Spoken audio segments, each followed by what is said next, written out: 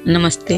आज मैं आपको एक ऐसे घर की कहानी सुनाती हूँ जो गर्मी की छुट्टी के लिए बनाया गया था और उसमें पूरे 70 कमरे हैं। इस घर का नाम ब्रेकर्स है और ये अमेरिका के न्यूपोर्ट शहर में स्थित है। इसकी कहानी बहुत ही इंटरेस्टिंग है। ये कहानी उद्योगपति वेल्डरबिल्ट के खानदान से शुरू होती है और उन्होंने अपना बिजनेस एक छोटी सी नाव से शुरू किया था और आगे चलकर स्टीमशिप और रेल रोड के जरिए इतनी दौलत कमाई कि उनका परिवार अमेरिका का सबसे रईस परिवार बन गया और उनके बेटे ने सिर्फ 8 साल में ही परिवार की दौलत को दोगुनी कर दी। सबसे दिलचस्प बात सुनिए आप लोग। जो पहला घर यहाँ पर बना था वो आग में जलकर खाक हो गया था, तो परिवार ने फैसला किया कि इस घर को वो और भी शानदार घर बनाएंगे और सिर्फ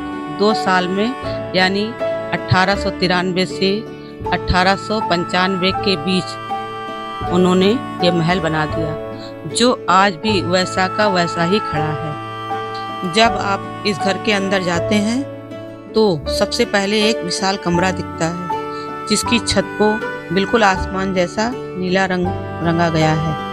इस कमरे में परिवार के बच्चे साइकिल तक चलाया करते थे। घर के एक कमरे में एक फायर पैलेस है जो कि 400 साल से भी ज्यादा पुरानी है और उसे खास तौर पर फ्रांस से मंगवाया गया था। अब बात करते हैं इस महल की लाइब्रेरी की। यहाँ की खास चीज है एक फायर प्लेस जो 16वीं सदी की है और इसे फ्रांस के एक पुराने महल से मंगवाया गया था। दीवारों पर हरे रंग के लेदर पर चांदी की परत चढ़ाकर सुनहरा वार्निश किया गया है ताकि वो सोने जैसा चमके।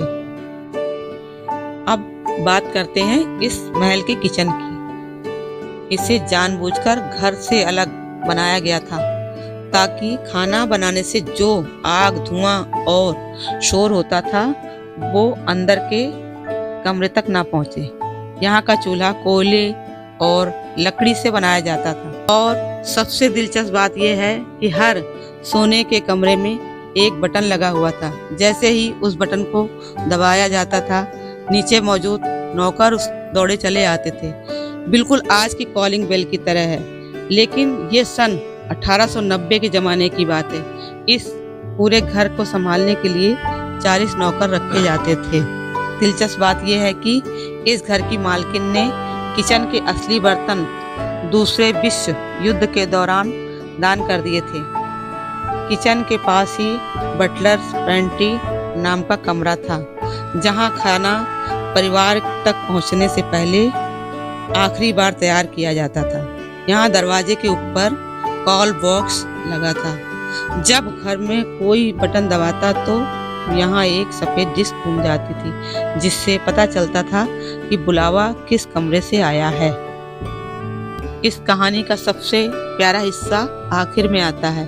परिवार की सबसे छोटी बेटी जिसका नाम ग्लैडियस था, बड़ी होकर इस पूरे मकान की मालकिन बनी। उन्होंने सोचा कि इतना सुंदर घर सिर्फ उनके परिवार तक ही क्यों सीमित रहे, इसलिए उन्होंने ये महल आम लोगों के लिए खोल दिया और यही वजह है कि आज हम इसे देख पाते हैं।